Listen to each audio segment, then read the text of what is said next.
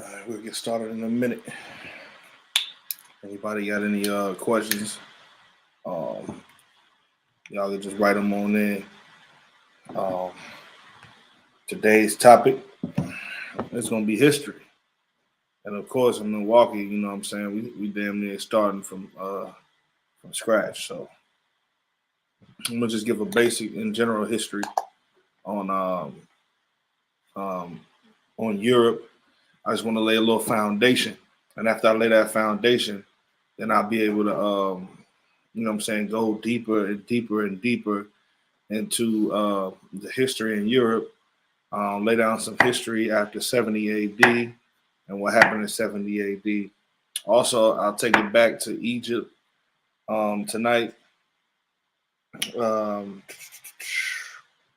talk about what the Vikings looked like. We'll talk about, you know, how all of that has something to do with our minds today, and then we'll also look at some of the coat of arms from back in the day. So the history, man, we're gonna be turning up in history. From here on out, we're rocking it on now. It's gonna be me, you know what I'm saying, Officer DeBar Moth, man, dropping it heavy, you know what I'm saying, out here from Milwaukee. So I'll give y'all some time. Shalom, Yahweh Ba'Shem Yahweh Shabbat Thumb, and Yahweh Shemana Thumb Ba'Shem Yahweh. Shout out my sisters. So I'll give y'all a second, get y'all questions together, and then we're gonna straight go into Revelations chapter 12. We're gonna start Revelations chapter 12, and I'm gonna tell you why. So y'all go ahead and put your questions in. Any questions on history, archaeology? Science could sometimes be applied to that, I presume. But go ahead, if you could, like, share, subscribe. Please, if you could, like, share, and subscribe. This is just going to be one of the many great classes that, man, we'll be able to get and go over history. Anybody know history is one of my favorite subjects. I went to, I even went to Esau school to deal with history and archaeology and all that good stuff. So I got a passion for history as my gift. You know what I mean? So we'll get into it. I'll give y'all a second. Go ahead, like, subscribe, and comment as much as you want. And if you got any questions, put your questions in the comment section.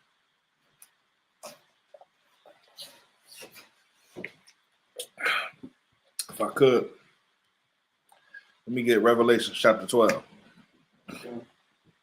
This is the Israelite school of I.S.U.P.K. Started out of 1 West Harlem, New York, under Commanding General Yahanna in Milwaukee. Anybody is allowed in this class all over the world. If you want to come in here and ask any questions, I see brothers and sisters checking in from different zones. You know, you can allow your camp leader to know. If you want credit, there is a form that you definitely have to has to be filled out for your attendance, but to water for coming into this class. So let's go ahead and get into Revelation chapter 12, something talking about the prophecies that will befall the children of Israel. We start at verse 1. Revelation chapter 12, verse 1. And there appeared a great wonder in heaven, a woman clothed with the sun, and the moon under her feet, and upon her head a crown with 12 stars. Now, we're looking at, I wouldn't say a metaphor, but yeah, a metaphor. This is allegory. This woman right here, it was a wonder in heaven. This woman, a woman starting to, you know, rise and become great. And the woman also was clothed with the sun, meaning she had some brightness to her, some glory, and the moon under her feet, and meaning she had some wisdom to her. This woman represents the nation of Israel. All right. And upon her head was 12 stars. All right, those are the nation, the tribes of Israel. Go ahead. Verse 2. And she, being with child, cried. Travailing in birth. In pain to be delivered. Now this woman, she's going through some things, man. You know what I mean? She's going through some things, namely birth. You sisters out there that you know, have been through birth and given childbirth, you know what I'm saying? Big up to y'all. I've seen it and witnessed it firsthand. Firsthand, it ain't no joke. And as a man, had to be there definitely uh to guide and support and coach my wife, you know what I'm saying, into the childbirth. You know, some I was there for, some I wasn't, you know. But for the ones that I was, you know, that's a hell of a sight. Go ahead. Verse 3. And there appeared to be another wonder in heaven. And here goes another wonder in heaven. Go ahead. And behold, a great red dragon. A great red dragon. Read. Having 7 heads and 10 horns. And 7 crowns upon his head. This is talking about our arch enemy, the army, the nations, the 7 common markets we about to get into. And this is a deeper breakdown, but this is not where I want to go right now. But the reason why I'm reading this is because after a while, when dealing with Europe and dealing with those times, I'm gonna have to come right back to this scripture, and then we'll go over it. So, yeah, you talking about the our oppressor in antiquity, his military might, the kingdoms he set up, the markets that he set up, and the rulers, you know what I'm saying, the rulership that they had in the earth. Go ahead. Verse 4.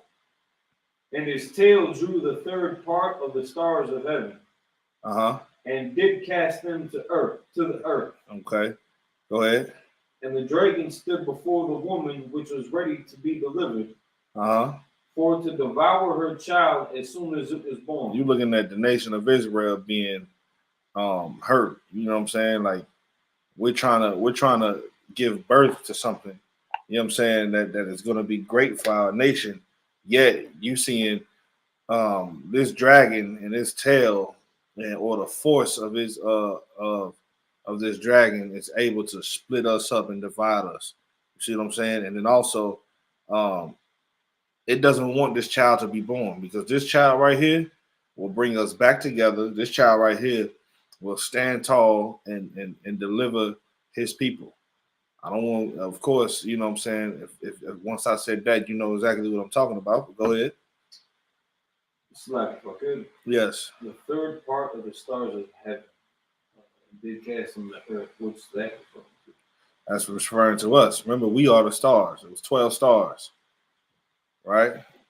1/3 of us went to a low state. You see what I'm saying? The majority of us, you know what I mean, are in a certain state, and we get weakened as a nation by the things that they do to us. So-called Christianity, their religions, wars against us, slavery. You see what I'm saying? A lot of things that knock us out of heaven. Heaven signifying, you know, a place of rulership, and you know, being a star represents brightness and, you know, glory and shining. Well, when these things happen to us, then we went down to the dirt and we got back to a low state. You see what I'm saying? And this woman, if she could just give birth to this child, and this child will help us. This child will help us. This child is exactly what the U.P.K stands on. You understand? This child is synonymous with our King. You see what I'm saying? And what he has to teach, synonymous with the truth. You see what I'm saying? The truth is what's going to bring us back to where we need to be. All right. Okay. Go ahead. Verse 5. And she brought forth a man child. What? She brought forth a man child. Go ahead. Who was to rule all nations with a rod of iron. Yeah, a lot of people think that our King is coming back to rule, and I mean to hold hands and sing kumbaya with everybody. But no, this is a war baby. This is a real war baby. And when he became a man, he became a man that ruled.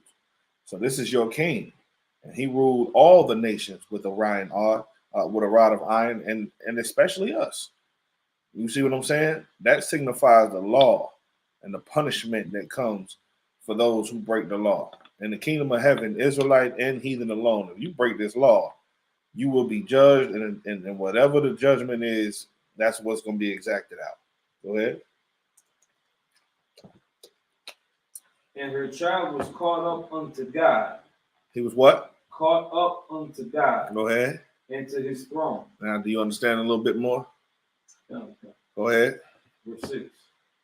And the woman fled into the wilderness. Now, here you go. The woman fled into the wilderness. You understand? She fled, and now she's out there. The baby, this child, he was caught up to God and to his throne, signifying what? What do you think that was talking about? When Christ was crucified, when Christ, was no longer with us, and now all we have is the truth. And now we're on the run. You know what I'm saying? We're on a run because of some things that happened after Christ died, namely 70 AD. Go ahead.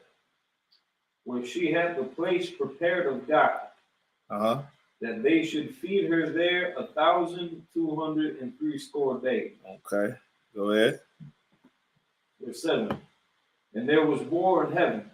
Now this is a vision. This is not literal. Go ahead. Michael and his angels fought against the dragon. Now Michael is the angel that fuels the zeal, that warlike zeal that makes us go to camp every week and teach the truth. You see what I'm saying? That's the one that's over, this war machine called the nation of Israel. You understand? Michael is the one.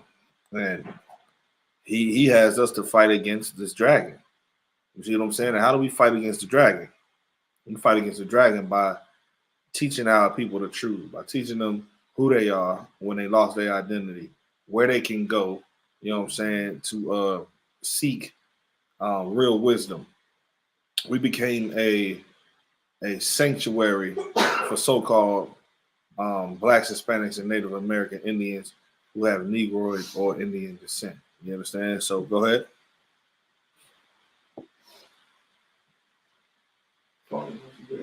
And the dragon, it's like Michael and his angels fought against the dragon, and the dragon fought against his angels.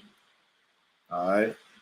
No, and the dragon fought and his angels. And the dragon fought and his angels.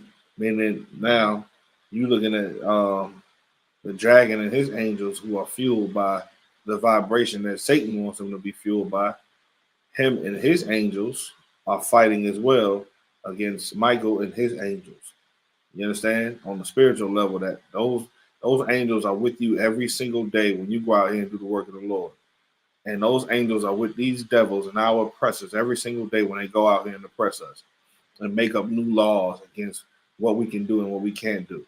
A big representation of that is when we went to the Passover this year. And then you saw how the Jewish man, and his conglomerates and his constituents who run Durham, North Carolina, wanted us to do what? Not have the Passover. But then the angels that worked with us, you understand, Michael, and all of the great spirits that worked with us and moved with us, that was a battle right there on a spiritual level. And the Lord and our King won, and that was an excellent thing. And they prevailed not. Read the next what you call it? Verse 8. They prevailed not. And they prevailed not, and especially with that. And we had a wonderful Passover. Go ahead. That's right. Neither was their place found any more in heaven. Neither was their place found any more in heaven means that at the end, they won't have a place in heaven anymore. We're going to rule forever. Go ahead. Verse 9. And the great dragon was cast out. That old serpent. That what? That old serpent. That old liar. That first lie. That old lie that Eve was beguiled with. Go ahead. Called the devil and Satan. Now the devil just signifies the lies. Who lied to the earth and told you that Jesus Christ was a white man? Who lied to you and told you that God was white? The angels, the Israelites were white. Who lied to you and told you that Christianity as we know it, which is the most dominant damn religion on the earth right now, is the way of the Most High? That person is the devil, and Satan is backing him. But this is all how you see them working in conjunction with each other, right? Same way we work in conjunction. Like the Most High is the head of Christ. Christ is the head of man. Man is the head of women, and that's how we deal with this nation. Plus the Holy Spirit, of course, which be the law. You understand? It's the same thing. That old serpent was the man. The devil, you know what I'm saying, is the lies that the man used, and Satan is the one that fuels it. All right, go ahead, read. Called the devil and Satan, which deceiveth the whole world. Of course, they got you thinking Moses is some European looking man, some pale European looking man, when that's not the case. He was a black man like you and I. Read. Right. He was cast out into the earth, and his angels were cast out with him. He was cast out into the earth, meaning he was sent back down to a low state. There's going to come a time when I know it looks like out there, that they're gonna just rule forever. But you'll be a fool to think that America is gonna be on top forever. Right. There's gonna be a time where not just America, but every single devil or oppressor that's on the face of the earth will go into slavery.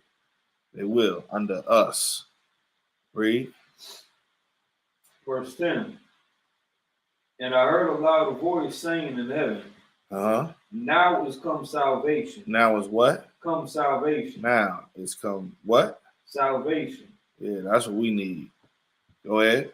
And strength. And what? And strength. And we need strength too.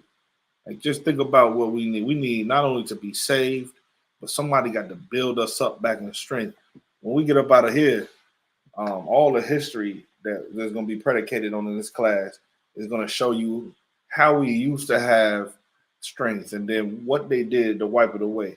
You know that during slavery, during the transatlantic slave trade, they had men and women butt naked with yokes of iron on them, walking in shame. You know what that does to a man? You know what that does to a woman? We are people who are clothed. You understand? Imagine having to walk butt naked, being whipped and told what to do. You understand? And your woman is walking butt naked and she's ashamed. And you got to see your sisters, your mothers, your granddaughters, your aunties, your nieces. You got to see all of them being paraded around naked. You see what I'm saying? What would that do to you as a people? You understand? When you got to look and see your brother's nakedness, your brother looking to see yours, that'll beat you down. That'll make you weak. And it did make us weak. And that was a part of the whole thing. The whole thing was to break our spirit and bring us into slavery. Go ahead, read. In the kingdom of our God. In the kingdom, meaning the rulership of the entire earth. Our God. That's going to be that. Ain't going to be no more Ra, no more Seti, no more Anun, Amun, whatever the hell they are. You know what I'm saying? There won't be no more Muhammad, no more Allah. None of that's going to be here anymore. Beelzebub, no Mother's Day, no Father's Day, no birthdays, no Christmas, no Easter, you name it. 4th of July, none of that. It's going to all be destroyed, all right? Go ahead. And the power of his Christ. Oh, yeah. And our king's anointings is what's going to rule this earth. We're going to run this. Go ahead. For the accuser of our brethren is cast down. People who said, look at these Negroes, look at these Hispanics, these wetbacks, and all the type of names that they call us today. Look at them. They ain't nothing but super predators. Donald Trump said we were rapists and murderers. You know what I'm saying? What good thing can come up out of the ghetto? All we do is want to shoot each other, and they highlight black on black crime like it ain't going out of style. You understand? Nevertheless, they accused us. You understand? But go ahead. Which accuse them before our God day and night. Read that again. For the accuser. For the accuser of our brethren is cast down. Go ahead. Which accuse them before our God day and night. Yeah, like, like we're not worthy. You know what I'm saying? Like we're not worthy to serve the Lord. The Lord saw this, man. They accused us of being the murderer, but really they're the murderer. They accused us before the Lord and said that we were the drug dealers, but really they are the drug dealers. They accused us and said that every vile thing that we learned from them, which was never our culture, they say, see, it's their fault. America is like this. The earth is like this because of them. The ghetto is like this because of them. You see what I'm saying? That's what they did. But go ahead. Verse 11. And they overcame him by the blood of the Lamb. Now, what is that blood of the Lamb talking about? That's talking about being born again. You know what I'm saying? Like, you don't have to be a murderer no more. You don't have to be a whore. You don't have to be a pimp. You don't have to be a liar or a thief. You can change. You don't have to be ignorant. You understand, to what's going on here? Because our king died, a person that was blemish free. The blood, his blood is what makes you eligible, you understand, to prove that you can make good on the sacrifice that he made. Imagine a man, you kill somebody and you're on death row, and the day that you're about to die, a man says, nah, you know what? I'll die for him so that he can live, even though I never killed anybody in my life. I never did anything against what right or wrong is. But you know what?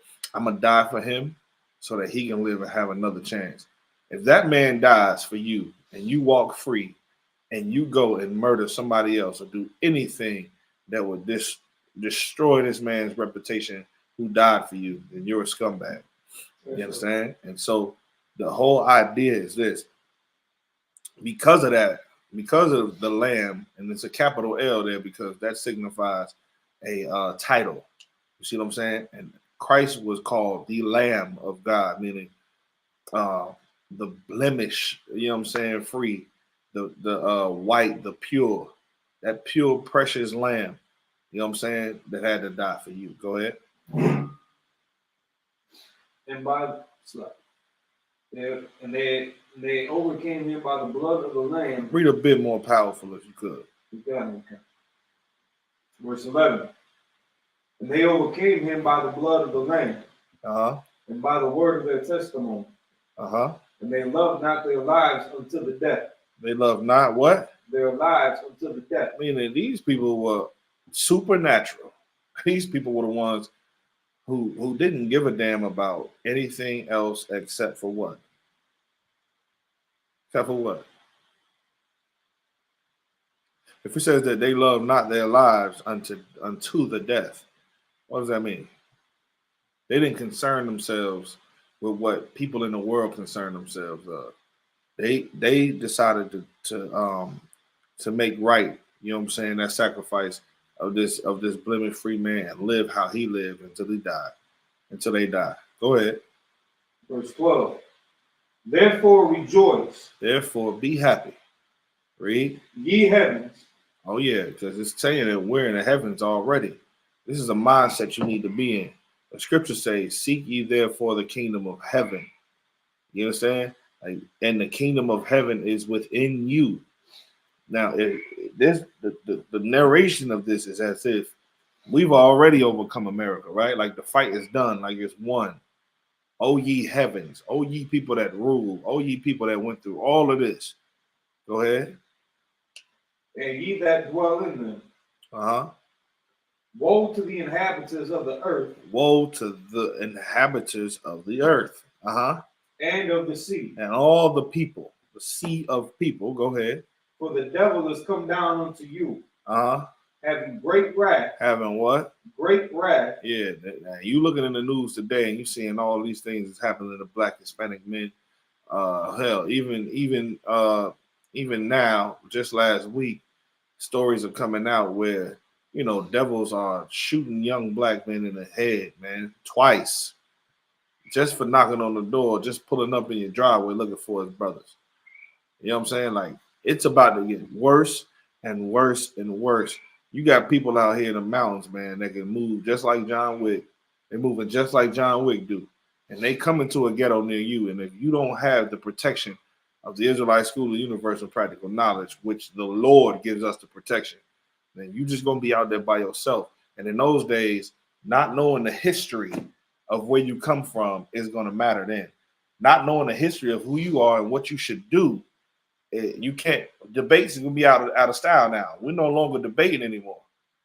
These people that want to debate about Kemet and want to debate about Islam and Christianity, debates ain't gonna matter no more. It's gonna be time to use what you know. And I'm gonna tell you right now, the Christian church is gonna be the first one to go. The Muslim mosques, the second ones to go. Egyptology is gonna be swept up with all the other Christianity. All these other religions are not gonna stand in a time like that. You understand? These other religions, you're going to see that God is not with them, and they will see that God is not with them, and then the floodgates are going to be open. And all of the training that you got in the Israelite school, U.P.K, all the knowledge that you have, you'll have to apply that. That's why history is so important. The scriptures say in Romans chapter 15:3, what was written aforetime was written for our learning, that through patience and of the saints, I might be butchering it up, we might have you know what I'm saying, everlasting life. I might be butchering it up, but you understand. So that's the point. So basically, read.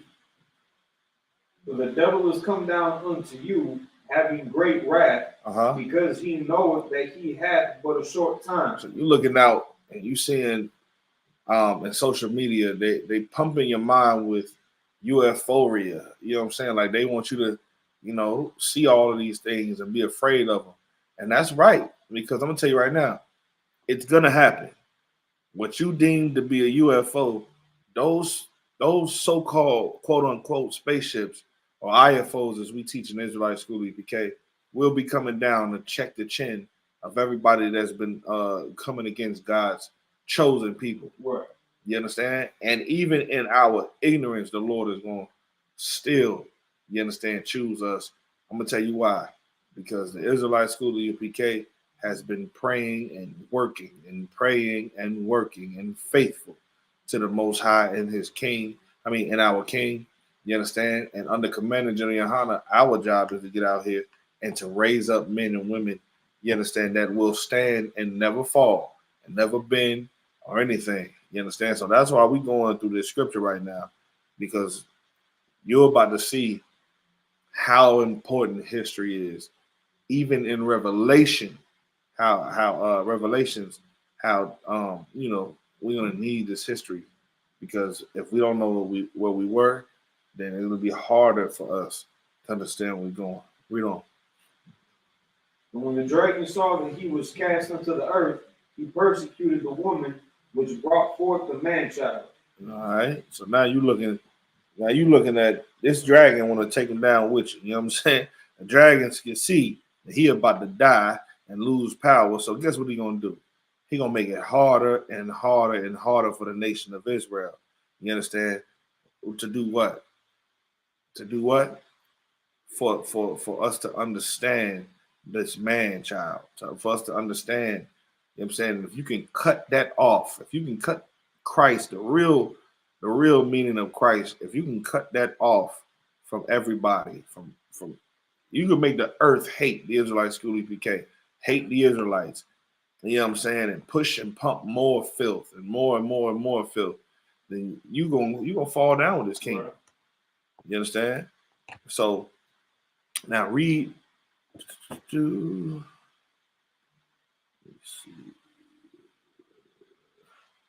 go ahead, keep reading. Verse 14.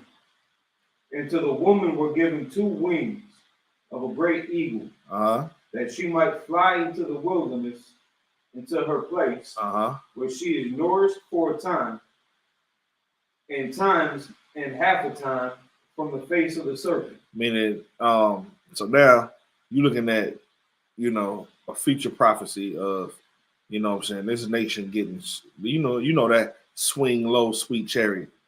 You know what I'm saying? That swing low, sweet chariot is going to happen. And then we're going to go into the wilderness, and then we're going to be there for a time. It's not clear about how long we're going to be there, but we will be there for a time. You know what I mean? But in that time, you know what I'm saying, we're going to be able to grow strong. We're going to be nourished. And right now, the place where we're at right now, you know what I'm saying, is still in the wilderness, but we're able to be nourished for a time. You know what I'm saying? We're able to and what I mean nourish with what? With the truth. You see brothers and sisters growing stronger and stronger every day. Go ahead. Verse 15. And the serpent cast out of his mouth water as a flood after the woman. Meaning, it's a campaign, you know what I'm saying, to flood the earth with lies, to flood, you know what I'm saying, the internet and the airwaves with all of the lewd acts that you see to discredit us from being a great people. You've seen it all day, every day, all on TikTok, all on Instagram, all on social media. You've been seeing it on the news and in the newspaper. To flood, you know what I'm saying, with a bunch of things that'll destroy us. Go ahead. That he might cause her to be carried away of the flood. You understand? To be swept away with the rest of them. Read. Verse 16. And the earth helped the woman. And the earth, it helped the woman. Go ahead. And the earth opened up her mouth. And swallowed up the flood which the dragon cast out of his mouth. Now, all of these lies, all of this entire flood of lies that you see our oppressors kicking out, you understand, to where now you think this is how young men should behave. Homosexuality is now an alternative lifestyle for our people. The way we view our women, when there are more respectable Black, Hispanic, and Native Indian women out there in the real workforce, you know what I'm saying, that don't dress like that. They don't stop at the red light and twerk on the headlights. You know what I'm saying? Not every Black, Hispanic, and Native Indian man is a drug dealer. You see what I'm saying? There is a place where we can come from. We don't just come from Africa. Right. You see what I'm saying? Right. We went to Africa from a place. You know what I mean? Like, you looking at the problems that they're putting in between America, the blacks in America, and the Mexicans in America. You see what I'm saying? Just a lot of lies, you know what I'm saying, and things that they have done. It's a flood of lies. Not to just, and of course I mentioned it already, but not to forget, you know what I'm saying, the religions that they put on us. You see what I'm saying? The religions that dividing our people: Catholicism, Christianity, Islam, Egyptology, you name it. And lawlessness. Lawlessness has become a religion in this place. You see what I'm saying? And nobody has a conscience of law. Nobody cares about the shame that comes with being a drug addict. Yet smoking weed is a culture. And then it's also in history. I want you to know something, man. All of the lies and all of the gimmicks and all of the things that they sweep us under, you know what I'm saying, man, all of this happened in ancient Egypt too. You see what I'm saying? Go ahead. Verse 17. 1 second, don't go that far. Rock it back one time. Read that again, verse 16, please. Verse 16. And the earth helped the woman. Meaning history, archaeology. You know what I'm saying? Big up to the brothers, you know what I'm saying, who are the chief head priests in the school, you know what I'm saying, That's back right. in the time of the inception of the Israelite school, the U.P.K, that went out, hell, and man, Commander General Yahanna and countless other brothers went with them to Egypt and to Israel and over there to the Middle East, man, to dig up the things that they tried to hide. You see what I'm saying? Big up to them, because archaeology is real in South America, in Puerto Rico, the Caribbean islands, down in Florida, and all of these other places that we went to uncover. And the earth helped us to do this, man.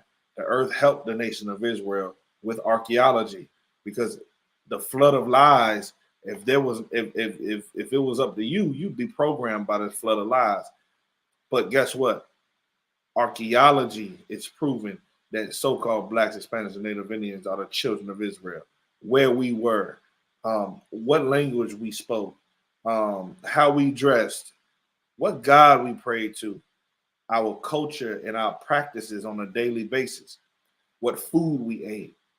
You see what I'm saying? How we made war, how we won wars, lost them, our interaction with other nations, all the way up until today. You understand? So the reason why I wanted to get this scripture, and of course I'll be breaking it down even further in the in the future. I'll be going into exactly what those 10 crowns and those horns are and the crowns are. You know what I'm saying? And the thousand year period and all of that. Which of course today I'll be going into some of that today, the dark ages and everything. So I wanted to pull out a few things. You know what I mean? And before I do that, let's read this last verse. And the earth opened up her mouth and swallowed up the flood which the dragon cast out of his mouth. Verse 17. And the dragon was wroth with the woman, and went to make war with the remnant of her seed. Say what now? Went to make war with the remnant of her seed. Read it again from the top. And the dragon was wroth with the woman, and went to make war with the remnant of her seed. Now you can see why they hunt you down like that, why they kill you and nobody else. You understand? This beast is mad with you, they angry with you because they know who you are. Go ahead. Which keep the commandments of God. Which do what? Keep the commandments of God. Oh yeah, please keep the commandments of God. And you know, when you do that, they hate you even more for it. They hate you even more for it. Go ahead. And have the testimony of Jesus Christ. Oh yeah. They know that you are the ones, you understand, that descend from Christ. You have that testimony of Christ. You are the one that Christ died for. Christ is the one that came on the scene for you and not them. And they know it. They know the truth, man. And that's why history is so important, because hell, the more and more these facts come out, the more and more we show the archaeology of ancient times that we lived in. Man, I'm telling you, it's gonna be crazy. You know what I'm saying? So now give me Deuteronomy chapter 28 and 68. You know what I'm saying? Let's go there real quick. Deuteronomy chapter 28, verse 68. And the Lord shall bring thee into Egypt again with ships. The Lord said we're gonna go into slavery. The word Egypt just means it's just a Greek word for slavery or bondage. You understand? Go ahead. With ships though this time. We went into Egypt on foot. We got up out of there on foot. You understand? What the Lord said this time, He's gonna bring us to the bondage, but this time He's gonna do it with ships. And there's only one race of people, and I say race. I didn't say a piece of race. I didn't say a couple of people. No, there's only one race of people that went into slavery again, and this time with ships. Go ahead. By the way whereof I spake unto thee. Thou shalt see it no more again. Listen, we ain't seen Israel again, have we? Kind of hard to see that. You know what I mean? Especially when we're trapped in America and they won't let us go. They won't let us go back. You know what I'm saying? They won't let us get away from the people that did us so bad. You understand? So, yeah. Now, right now, I'm looking for something, you understand, in history. In a book called The Atlas of the Bible. And I want to show you something.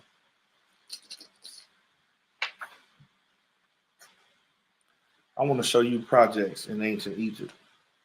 That's what I want to show you. Well, I might have to find it later. I don't think I highlighted it. Let's see.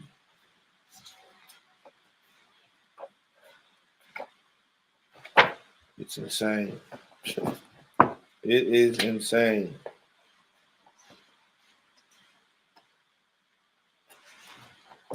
Give me a second. Bear with me, y'all. We got a little time. We ain't going nowhere for a while. Give me a little bit of time. I'm just trying to see if I can find this real quick. Daily life in ancient Egypt. This might be it.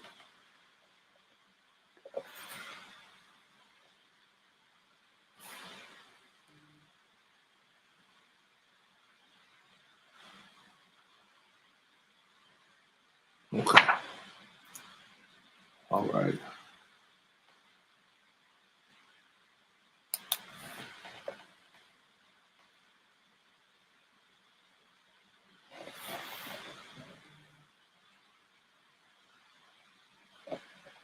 Let me see where I'm gonna start out.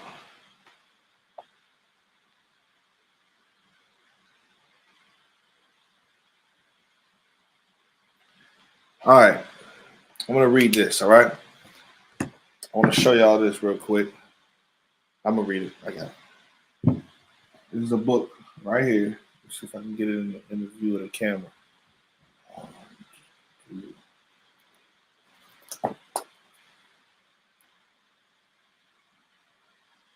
Give me a second, I'm trying to get it to the camera.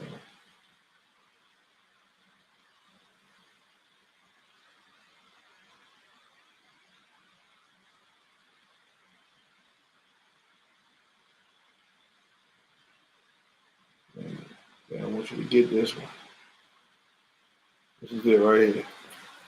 The Atlas of the Bible. The Collins Atlas of the Bible, all right? All right. Commander Yahanna brought this out, man. I thought it was so heavy.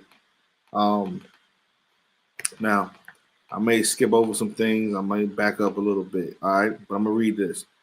This is page 38. Let's see. Let's see.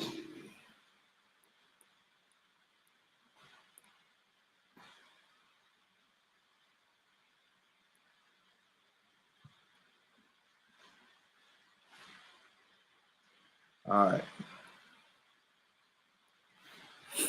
A majority of the population of ancient Egypt were peasant farmers. You understand? And when they say peasant farmer, they talking about you. All right. They talking about peasants. All right. Working their own small plots of land. This is like you today. You understand? You're a peasant. You're at the bottom of the kingdom. You're working your own job for your own small little apartment. All right. 1 second.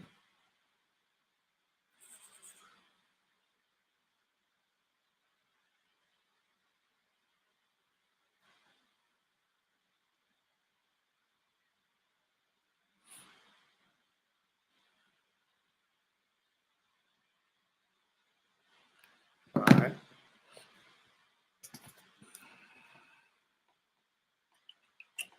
A majority of the population of ancient Egypt were peasant farmers working their own small plots of land, right? Or tenant farmers and agricultural laborers on the estate of the crown. All right. Now let me break that down for you real quick. Those tenant farmers are people who had to work on that damn farm. They ain't telling you that they slaves. Agricultural laborers on the estate of the crown. Let me help you understand. Those are slaves. Right. They're just wording it a lot better for you. It says the temples and the nobility. Their daily life was regulated by the annual flooding of the Nile, which provided water for irrigation and, more importantly, the rich silt, which made Egypt the most fertile land of the ancient Near East. As the floodwaters receded in October, the boundaries of the various plots in the states would be marked out, the irrigation channels cleared and repaired, and the planting of crops would begin. The two principal crops were emmer, wheat, and barley. The first was used to produce bread, and the second to manufacture beer. Hold on, wait. Did he say beer? Yes, beer. And that's how you were paid in ancient Egypt. You was paid with beer and bread. The two staple items of the ancient Egyptian diet. You understand? These things was what they had you on. You know what I mean? Does it sound familiar? Sound familiar to me. Flax was another important crop and was used in the production of linen garments. Small garden vineyards small garden plots yielded vegetables such as lettuce and lentils, while vineyards were to be found on the great estates. You know what I'm saying? So those rich people had those vineyards with all the grapes and all that good stuff. Cattle and poultry were reared to supply meat. As the crop ripened in the fields, tax assessors would appear to note the quantities and fix the contributions of each owner. So, of course, you were getting taxed. You understand? Same thing in America. These taxes will be paid in kind out of the crop and stored in the state granaries.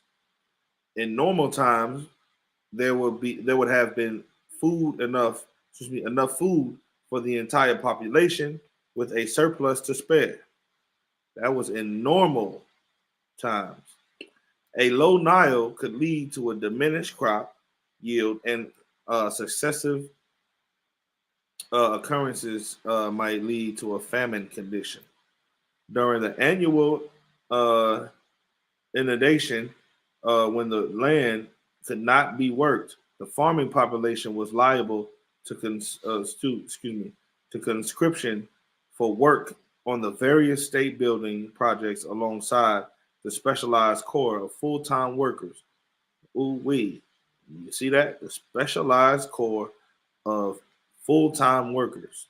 There were your slaves right there.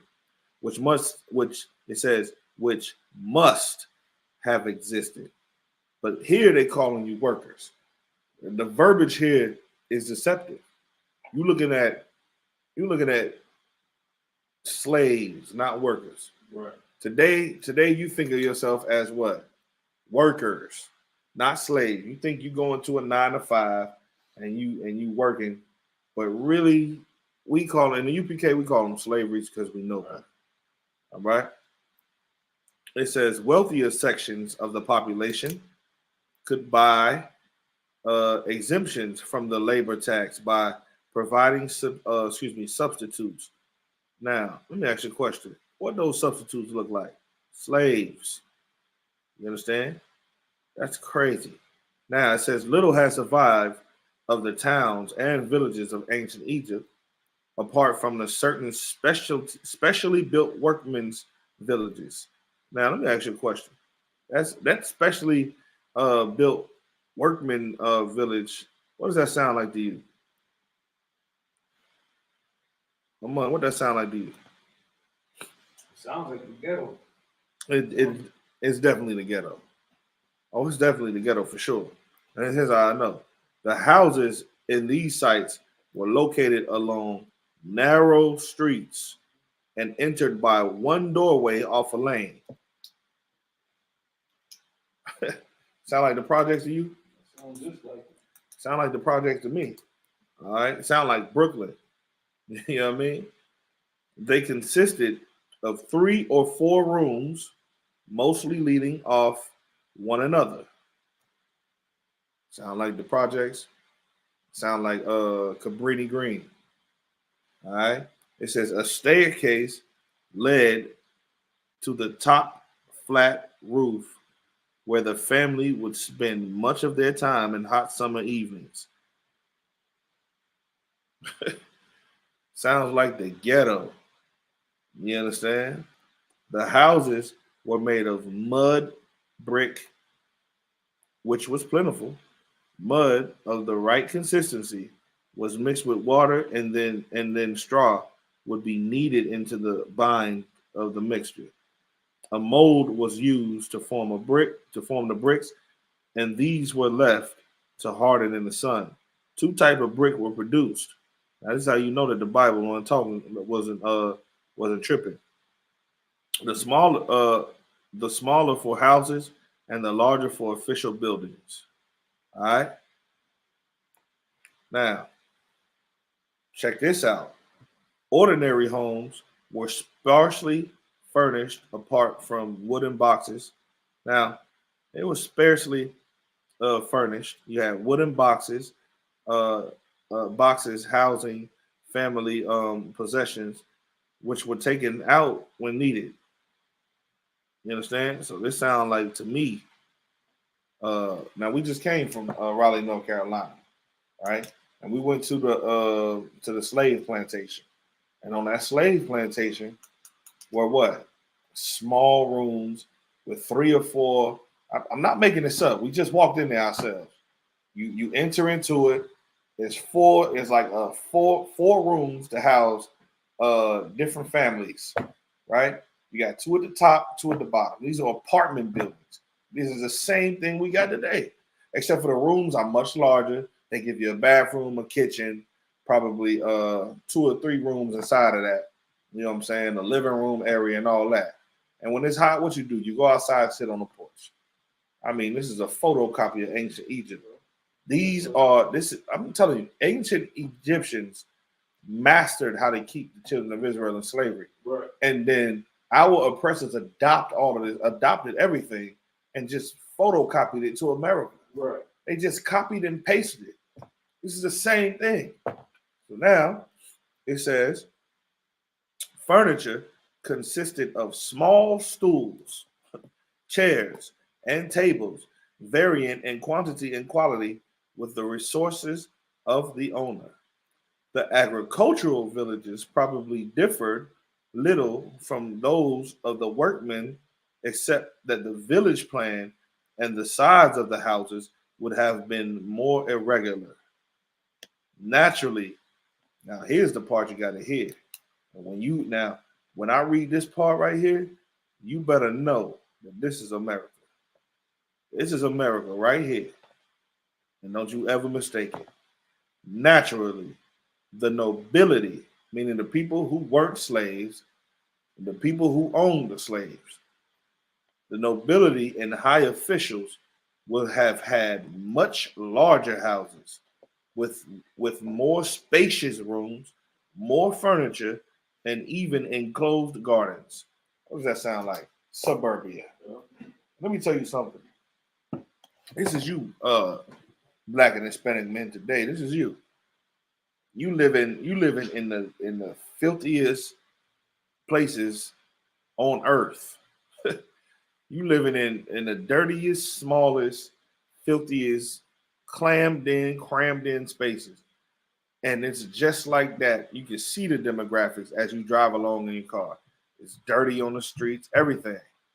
And then once you pass a certain street, what do you start to see among a bar? Larger houses. You can see it right now.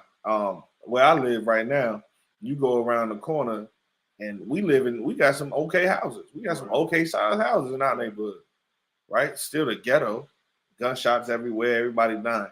You go up North Ave. You go up North Avenue in Milwaukee and go towards the mall. And then you'll start seeing more and more bigger houses, bigger lawn, bigger trees, bigger backyards. You know what I'm saying? You can tell they got bigger rooms, Victorian style houses, plantation style houses. You know what I'm saying? Better cars. You know what I'm saying? It's crazy.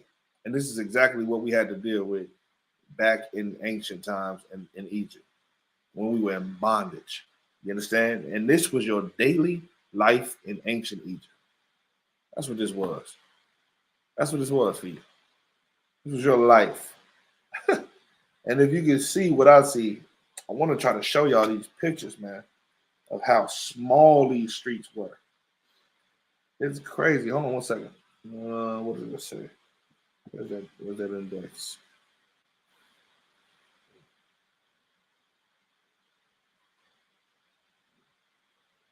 That's crazy. This is just disgusting. This is disgusting. Trying to make it to where I can show y'all. Dang. Damn, it's hard to show. Hold on. Say something. I don't know if y'all can see that.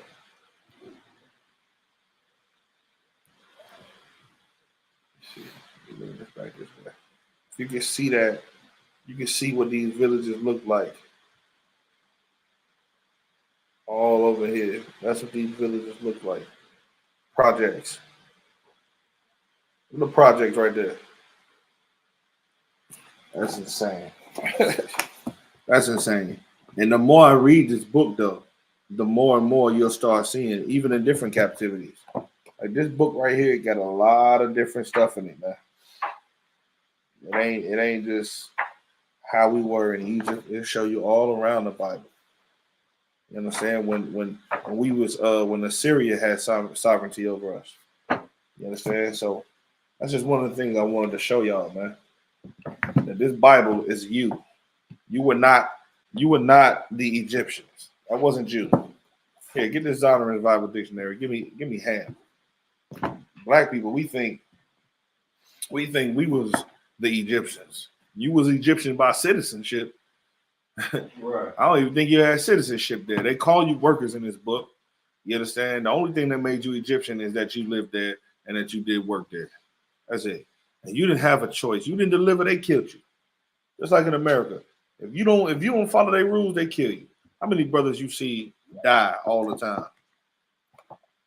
It's insane. It's insane, dog. Let me see. You got that? Yeah. All right, let me get that definition of ham, because these brothers don't understand. You know what I'm saying? 74. Let me see. Got another book for you. All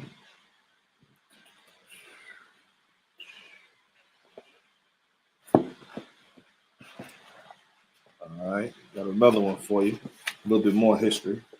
Just give us a foundation of what we're doing.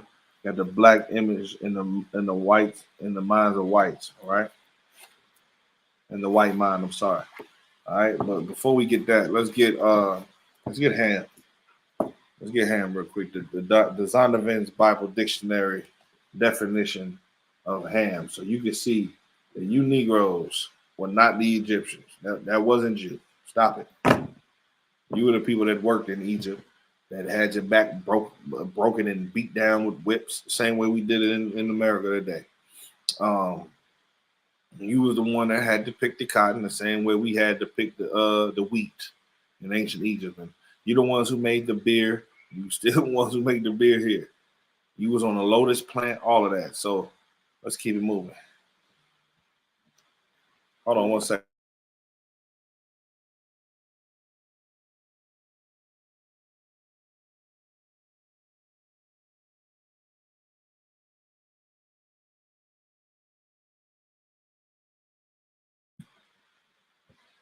All right, so go ahead. The Zondervan Compact Bible Dictionary, page 213. Ham. Ham is the youngest son of Noah, born probably about 96 years before the flood, and one of 8 persons to live through the flood. Now, people say that old men. I just wanted to highlight this. Old men ain't having babies out here. Ham was 96 years old before the flood happened, wasn't it? That's crazy. Go ahead. And one of 8 persons to live through the flood. Because Noah and his 3 sons, his wife and their wives, made it through the flood. Go ahead. He became the progenitor of the dark races. The progenitor means the father of, the sire. He sired the dark races as we know them today. And all the other dark races as well came from these men. Noah was a black man. Ham was a black man. Shem was a black man. Right. And Japheth was a black man. Right. But the thing is, who we consider black races today that haven't been saturated with the genes of our European oppressors, the people that they're about to list is the people that they know for a fact come from Ham. Go ahead. Not the Negroes. Not who? The Negroes. Read that again. I'm sorry. He became the what? The progenitor of the dark races. Now, he became the progenitor of the dark races. Go ahead. Not the Negro. Now, do you know that the word Negro itself means black in Latin? How could he become the progenitor of the dark races, but not the Negroes? And they specified that it's not the Negroes. This is the book. The Zondervan's Bible Dictionary is a book that was written by a collection of scholars Namely, the general editor of this joint was Miro C. Tenney. But if you go on the back, you'll see how many scholars this actually was. Hold on 1 second.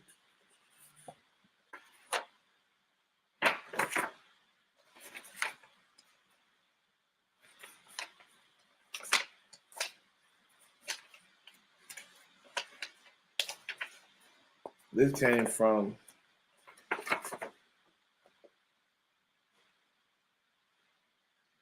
maybe got to get it online to see. But there's so many different other commentaries and everything about this joint. So many, like 6,000 other topics and 20,000 different other subjects. So many damn scholars and archaeologists and stuff like that. Like it was just a collection of a lot of other people. You know what I'm saying? It'll tell you on the back of the book more than 5,000 entries inform you on the historical, geographical, chronological, and biographical aspects of the Bible. You'll also find articles on important theological subjects written by a team of 65 scholars and experts.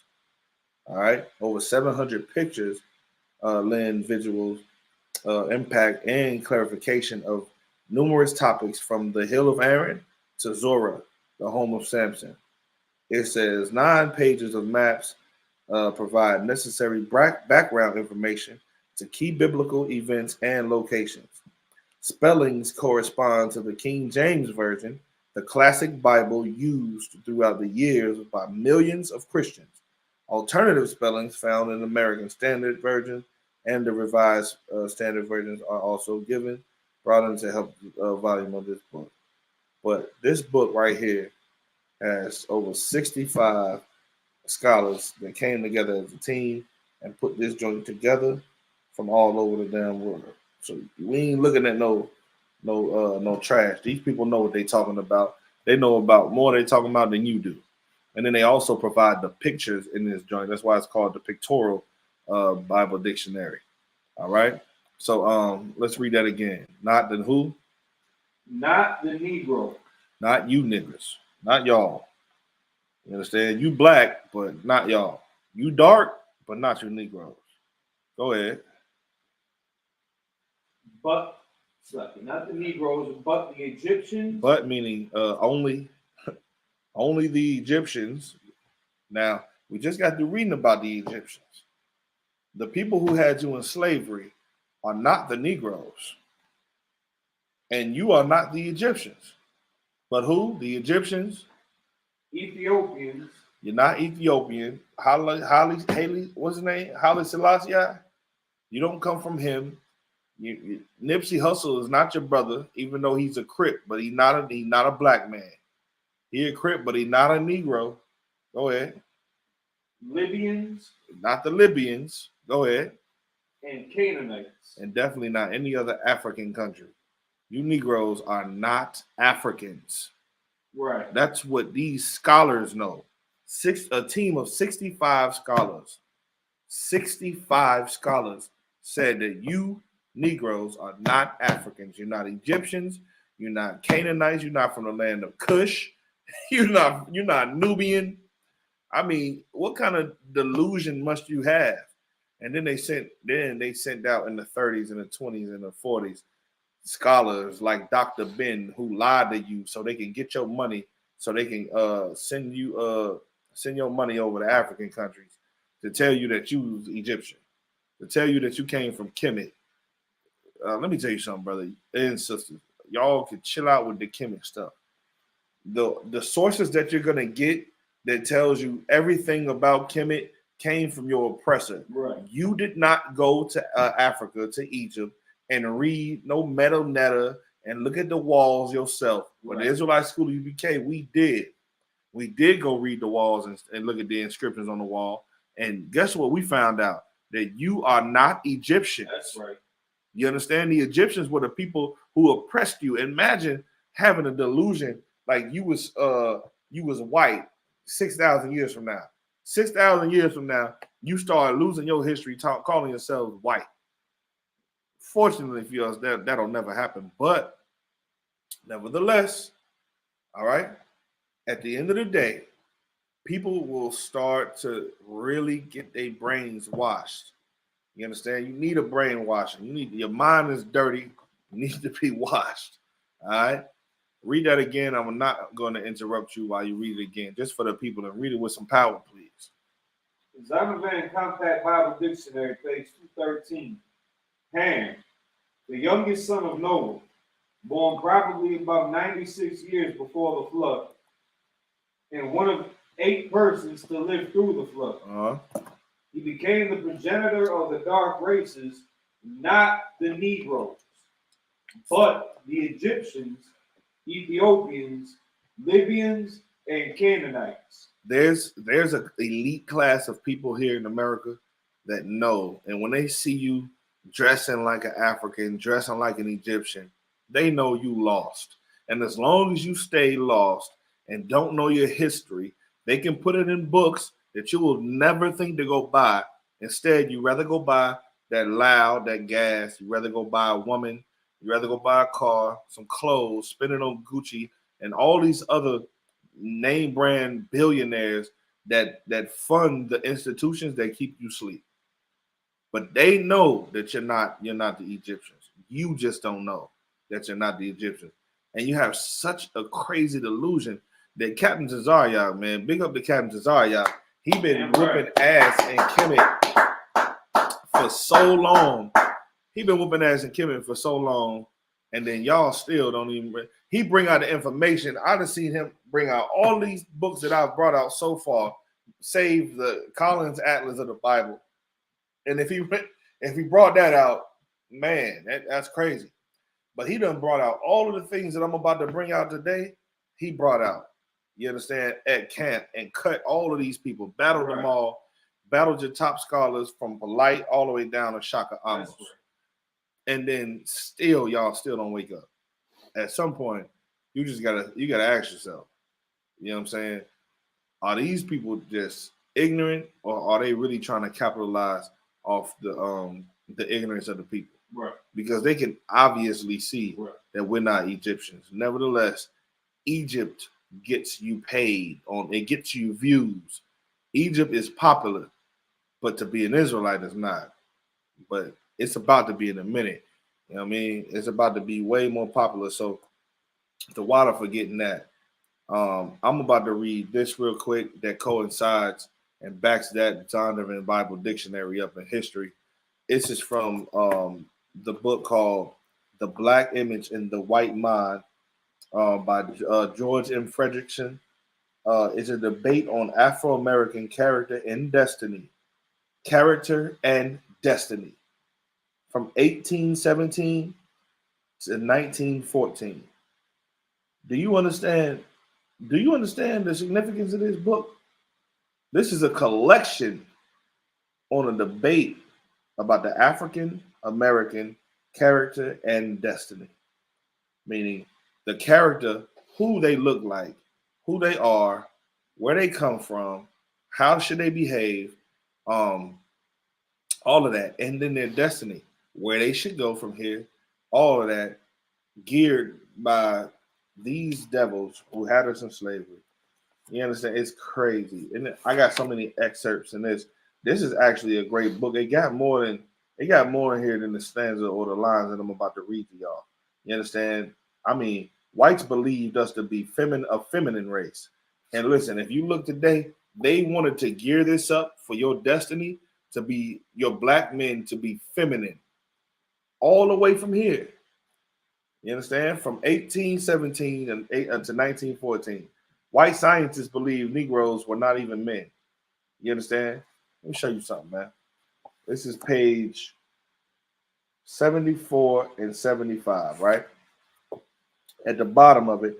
And it also has the things I love about these books right here is they show the sources from the evidence to date that they found this stuff from.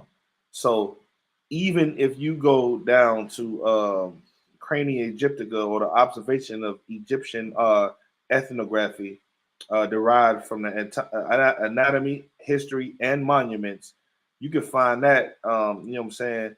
You can find that book from 1839, 1844, like the skulls and the variations of Aboriginal, you know what I'm saying, nations of North America and South America, and which is prefixed on the essay of the varieties of the human species. Like this is like you can find these books. These are not books that's made up.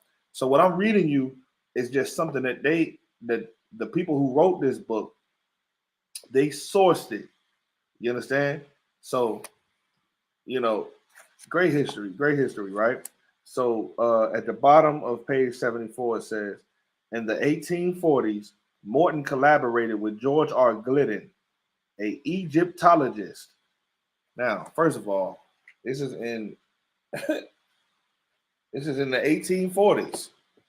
This is well before any of you Negroes, blackity black Negroes and Kemet, ever knew what Egyptology was. You had no idea what Egypt was unless you looked at one of these. Right. Let me show you something. The only thing you knew about Egypt after they done beat the Kunta Kinte out of you and beat the Toby out of you. I mean the Kunta Kinte out of you and gave you Toby after they beat your language out of you, beat your God out of you, and had you naked and then taught you English and dressed you up as an English slave. And the only thing you knew about Egypt came from this book right here. Huh? When you read this book right here, that's the only thing you knew about Egypt. So don't give me no, you knew you was no Egyptian and all this in the 1800s. You had no clue who you were. But the people who brought you in slavery, they did. And the real Egyptologists were white men. White men were the real Egyptologists, not you. So everything that you learning from the metanetta, which is what you say you need to read the tombs and the inscriptions on the sarcophagus and on the walls and on the pottery and on the clay and on the mummies, on the gold and all the things that they got out of Egypt. Let me tell you something. That metanetta and all of the languages that were deciphered, the Bible was the Hebrew, the ancient Hebrew was the number one thing that helped them source anything that had to do with anything that dated back before Egypt. You understand? They used the Bible to do it, man. So, I mean, good night. How did the Bible? Come on. I'm sorry. So I'm going to keep it on so I can keep going. All right. The racials, it says, in the 1840s, Morton collaborated with George R. Glidden, two devils, an Egyptologist who provided him with mummy heads and information about the racial significance of Egyptian tomb inscriptions. Now, let me tell you something. In the 1840s, they knew how to read this. And I'm quite sure they know how to read it better than you. And they knew that there was racial significance about these mummy heads that they got. It says, in the tomb inscriptions, it says, in Crania Aegyptica, it was a book called Crania Aegyptica, published in 1844. You were still a slave. Morton pointed out that both cranial, meaning the skull, your head, your cranium, and archaeological evidence showed. So not only the mummy heads or the cranial evidence, but the archaeological evidence showed.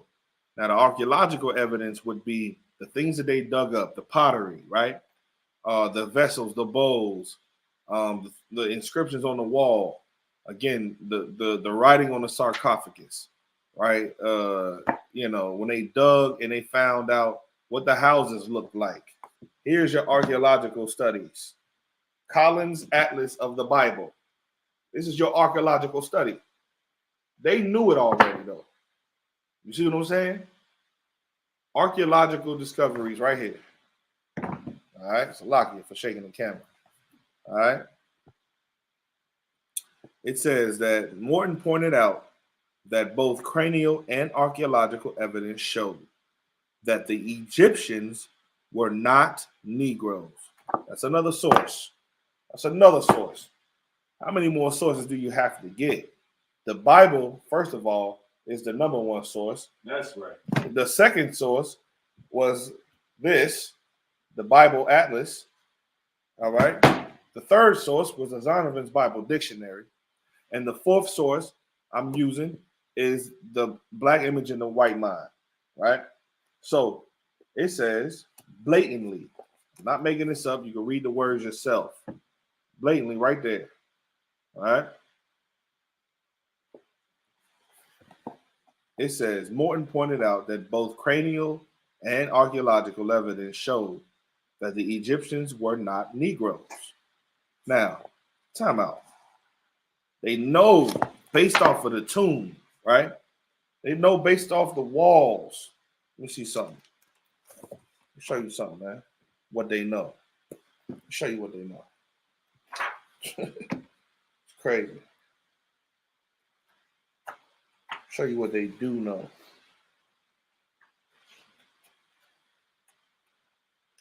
They just said that they know that the Negroes were not Egyptians. So let me show you the color that they know. I don't know if they got it in the Atlas, but I should have brought the other one that shows you. Oh, this one works. I think this one works for sure. They knew that the Egyptians were not white people. They knew that. Right. Right. Oh, let me see if I can get it down there so you can see it.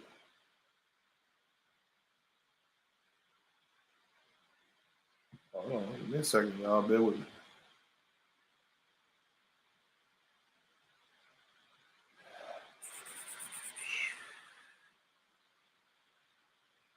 Get it up. I'm raising it up. Taking my time because I know it's going to trip on me.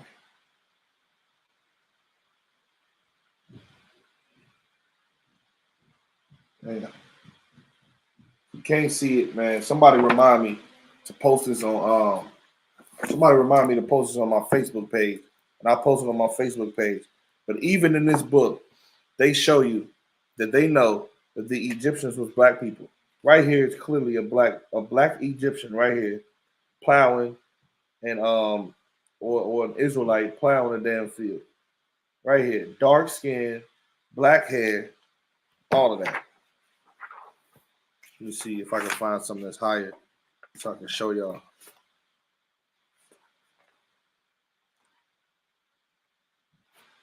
All right, here goes something. See if I can show you this.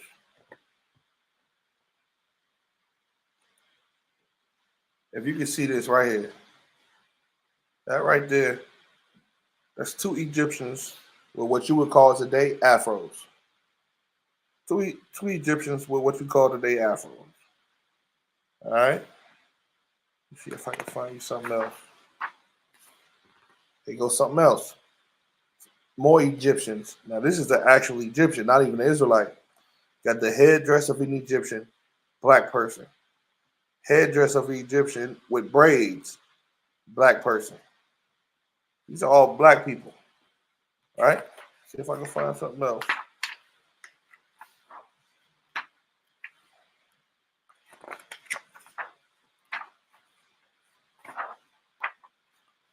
Of course, archaeological stuff. I think now we're going into a different captivity. This is more Canaanite stuff. All right, so maybe that's that on that for now. But I got other books though. Don't hold your breath. I got other books. I just got to get them. If I can get them from Chicago, when we go back up to Chicago, we got other books. You know what I'm saying? That show you what these people look like.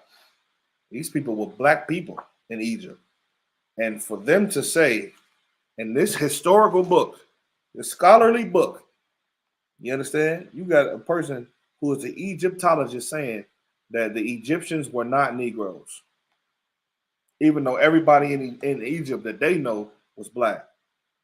You understand?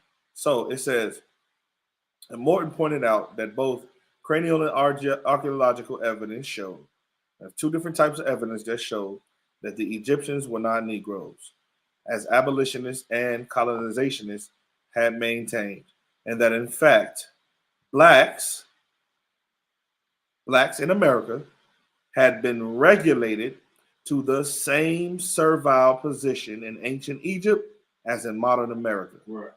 Let me tell you something. These people know that you're the children of Israel. All right? And this is how the earth helped the woman. You know what I mean? The earth helps the woman. That's 5 sources that I've shown you right now. The Bible, Zonder's Bible Dictionary, the Atlas, this book right here. And you know what? That was 4. So let me get you another one there. You know what I'm saying? Let me show you something else. Show you something right here.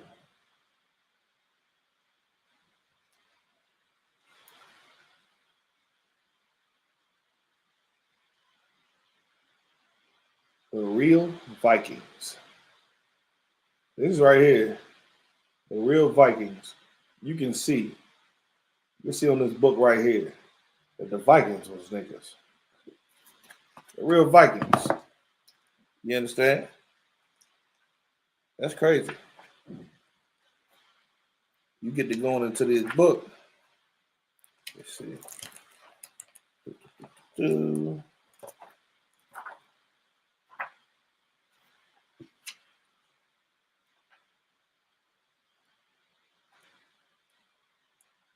Man, there's so many books that I got to get. You start seeing, man, that all the way from Scotland down to Wessex, these people, the real Vikings, were Negroes.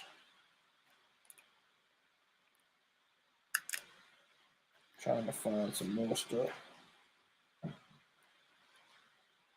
I gotta read the rest of this book, y'all. Bear with me though. But hell, just off the cover alone in this National Geographic, you can see that the Vikings were Negroes. All right. So, not only that though, you go to Jeremiah chapter 14, verse 2. It'll show you that the Jews were black. All right.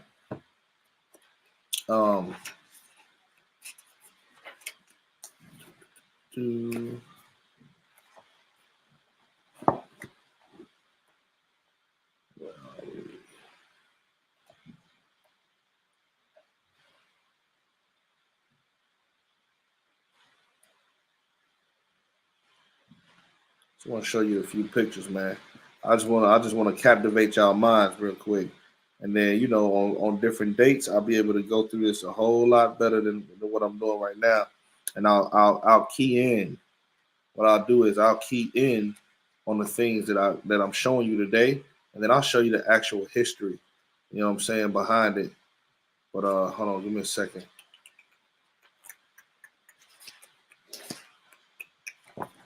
Matter of fact, give me another source before I even go to that period. Man, we love it. We love it. And the sources in this book are accurate, and we got the sources. Brothers is right now online, publishing the sources. You know what I'm saying, and showing you the sources where we got this from, where this was given from. And this is a book called From Babylon to Timbuktu, A History of Ancient Black Races, including the Black Hebrews. All right. This is by Rudolph R. Windsor. And I would love to get to this page. What is that? Page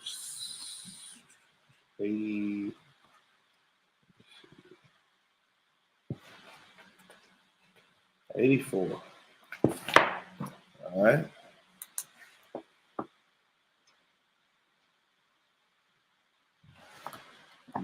These classes on history are about to get a whole lot more sophisticated too, so y'all bear with us.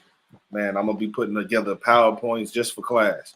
Like every week, I'm gonna be putting together PowerPoints where I can share my screen with you and you can see what I see, videos, what else? More and more books, maps that predate, a lot of things you see today from the Portuguese and from the Spanish. I'll be going into the history of the Incas, the Incan Empire, and how Spain came over and conquered. And then it'll also show you that time period and that gap that the Europeans don't want, that they don't want you to hone in on. That the time before the Spanish kingdom was actually it was actually before it was white. It was black. Where it shows you Carlo V being a black man, and his like 2 or 3 of his successors also being black until we lost complete and total power out there in Spain. Um, and even how it was divided, you know what I'm saying, back then, it was still divided. I mean, there's reports of Christopher Columbus being dark skinned, you know what I'm saying, and all that. I don't really believe it, but you know what I'm saying? Even though like that, even though we were struggling with the power there, it was never really, taken away from us until after that time period. And I'll be showing you that in history and art history with dates on them. It'll show you all the Incan emperors, all the way down to when it was a black man named Carlos V or Carlos Quintos. You know what I'm saying? And about probably like 3 or 4 more other brothers after him. And then after that, then it'll show you white men. You know what I'm saying? And that'll show you the transition in history to where we started to really lose power. And Carlos V, I think he was in the 1500s. So, man, bear with me. I'm going to start showing you, man, I got so much stuff for y'all. Man, it's going to go down. Right now, I'm just giving you that foundation that you're going to need when dealing with certain things when it comes to history. And this definitely is one of the foundational books, because once we get to the period of after 70 AD, then we're going to lead up into the Dark Ages. So this is from Babylon to Book 2, page 84. It says, in the year 65 BC, the Roman armies under General Pompey captured Jerusalem.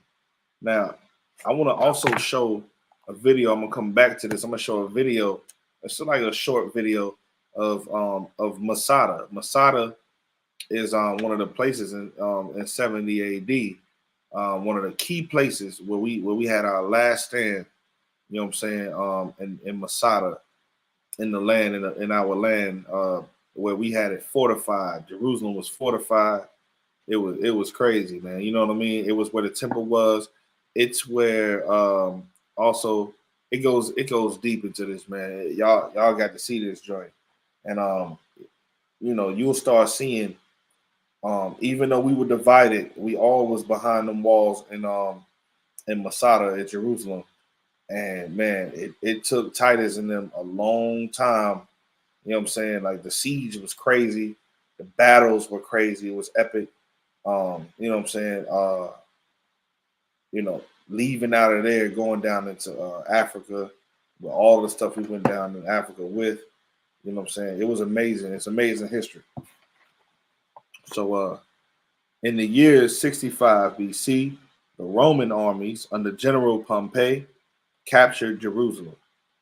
In 70 AD, General Vespasian and his son Titus put an end to the Jewish state. Now, when it says they captured Jerusalem, it's talking about, you know what I'm saying, how Pompey took control of the region known as Jerusalem and the Jordan and all the way up to Samaria and all of that. He took all of that. You know what I'm saying? He took all of that, and they occupied us for a while, and we were like a client state, but they allowed us to be to still worship our own God. They still allowed us to speak our language for a time. You know what I'm saying? Before they, you know what I'm saying? At first, that was after. This is done with the Romans. Now the Greeks, don't get these periods mixed up. The Greeks and the Romans are 2 different empires of Edomites, and the Greeks and the Hasmonean dynasty. This is after the Hasmonean dynasty, where the Romans did what they did to us. But during the Hasmonean dynasty and during the Maccabean period, It was illegal to be a Jew. It was illegal to do circumcision. It was illegal to speak the language. They took over our temples and all of that stuff. And then under the Romans, because we allied with the Romans, thinking that they would be our allies. After a while, they taxed us, turned it to a client state, and then when we rebelled, they captured it. They captured Jerusalem because we were a rebellious people. We were, what I'm saying, we got our own God, and we sovereign. So when they did that, they went to war with us. When they caught us in 70 AD, 70 AD, like roughly 69, 70, 71, 72 AD, we were divided, but we still put up a fight. And this is another lesson in history that you should learn. Even in history, being divided, like even today, what I'm saying, we trying to work out our differences in Israel. We having debates, we having discussions. We fighting against Christianity. We fighting against all the religions that divide us. We're trying to bring back one language amongst our people. So we teaching the language, the law, the history, the brotherhood. You see what I'm saying? We breaking down the scriptures in hopes that we can bring ourselves back together and be unified. But back in these times, man, we was right up until 70 AD. Right at, what I'm saying, after Christ had died,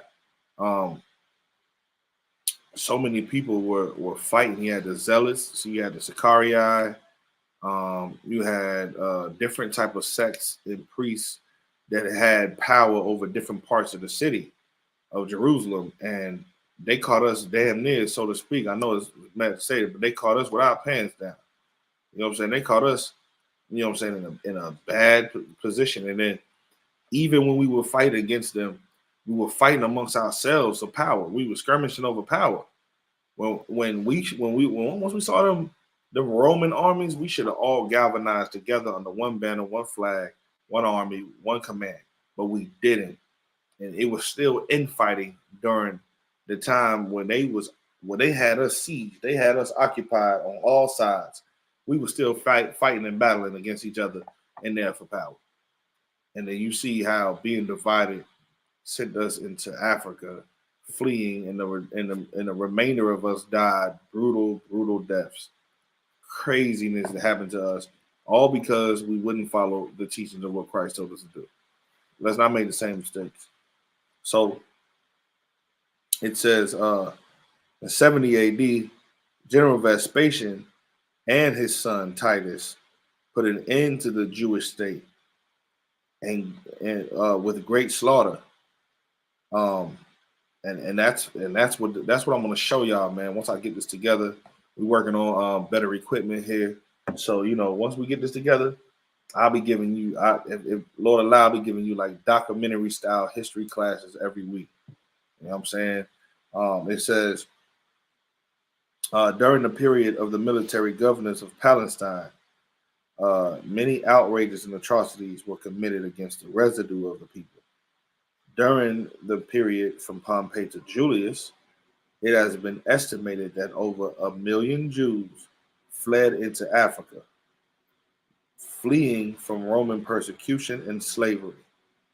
The slave markets were full of black Jewish slaves. Now,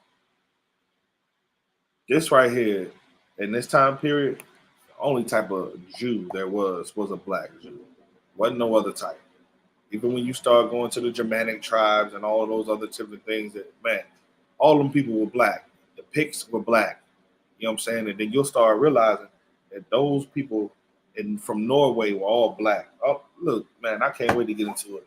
You know what I mean? But I just wanted to bring this out because it's a heavy thing. And then also, it'll tell you what we went down into Africa with. Let me see if I can find it. All right, this is page 90. Right, page 90 from Babylon to Timbuktu. It says,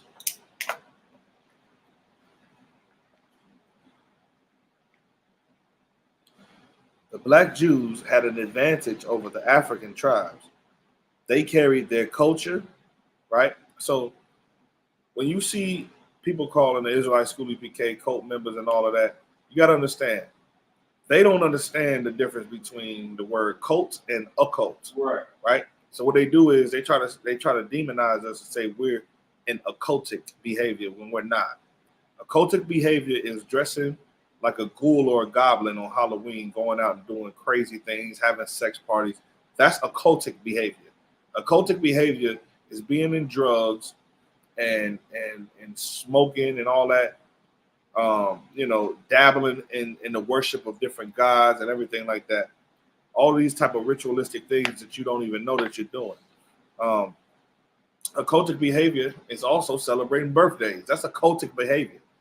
To name yourself a god on a day that you designate for yourself because you think it's your day, and then you do the celebration. The celebration, you cook the food, you do your rituals. Like what? What's your rituals on that day?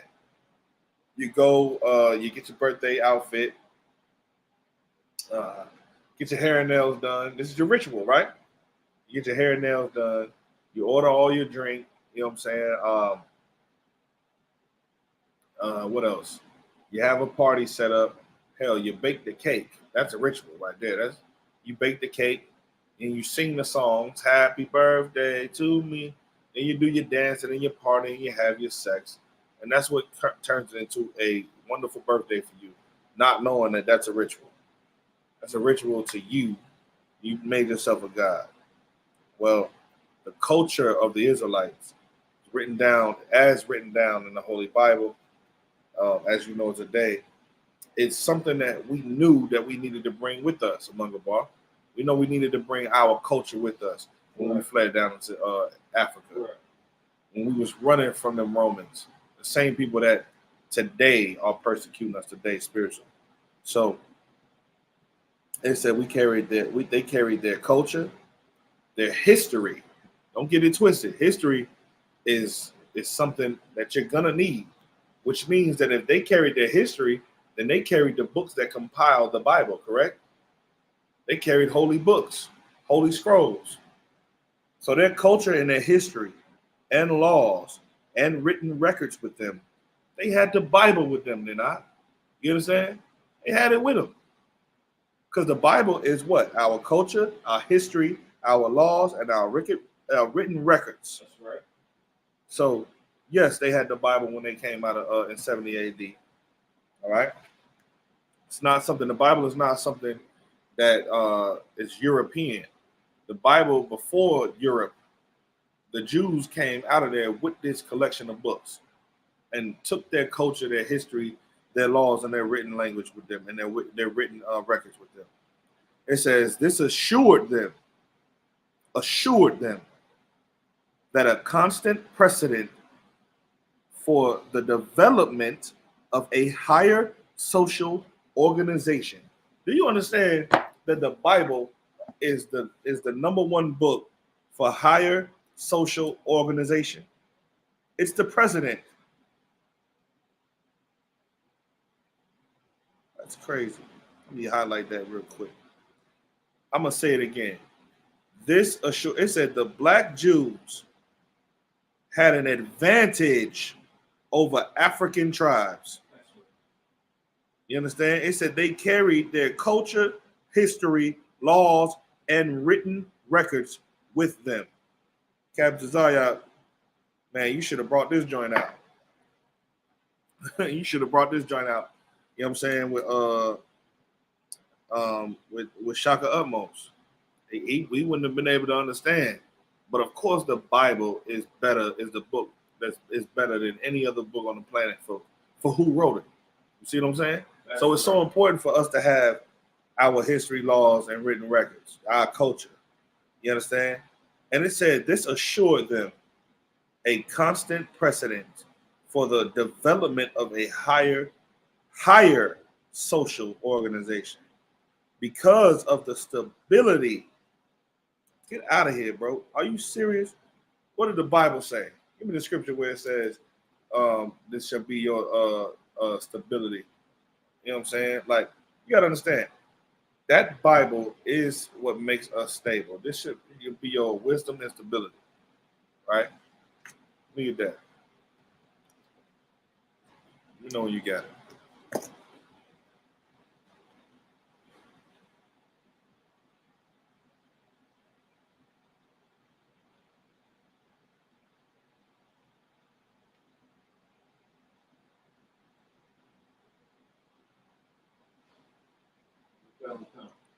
All right, you got it?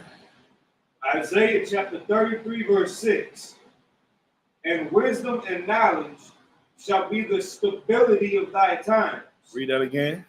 And wisdom and knowledge shall be the stability of thy times. You want to know what our wisdom was?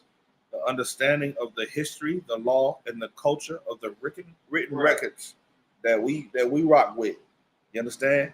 Isaiah said, and Isaiah, what was that? Read it again. And wisdom and knowledge Start with the scripture and verse. Isaiah chapter 33, verse 6.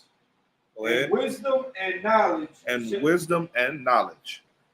The wisdom, the knowledge, okay, is the law, statutes, and commandments, and the wisdom is how we apply it. It's the culture that we have. It's the written records that we keep.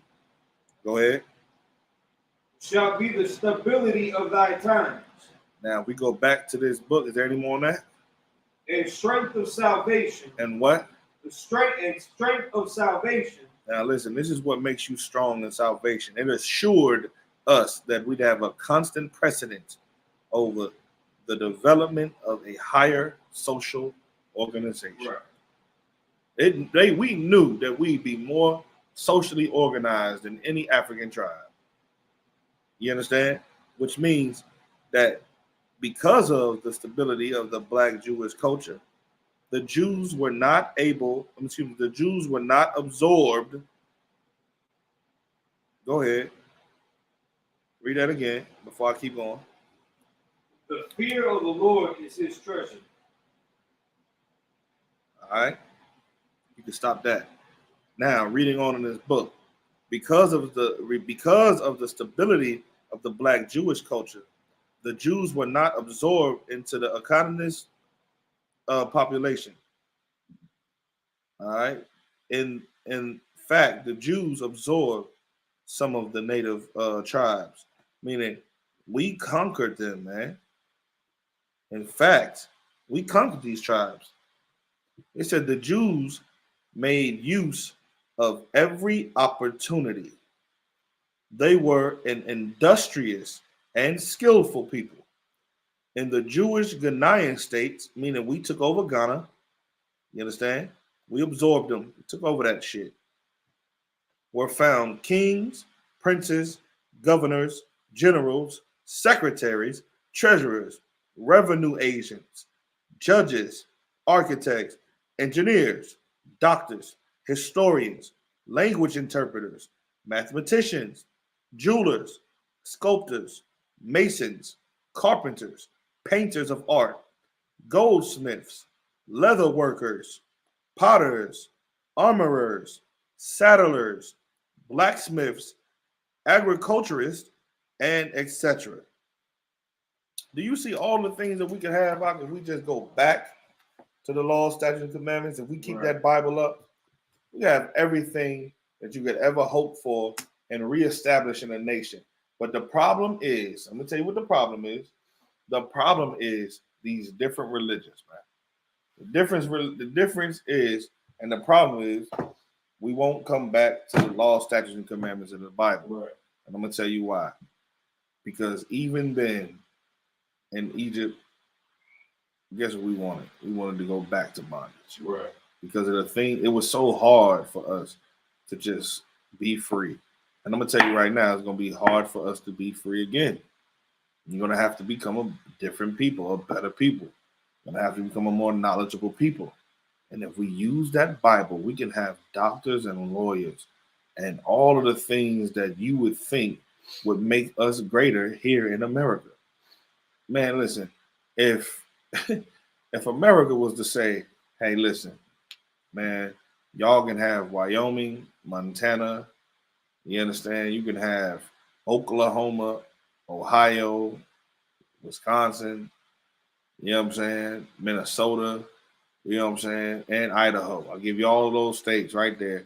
if all you niggas and Hispanics and Native Indians would just go there and don't ever come to any of our into any of our territory unannounced, we'll do the same.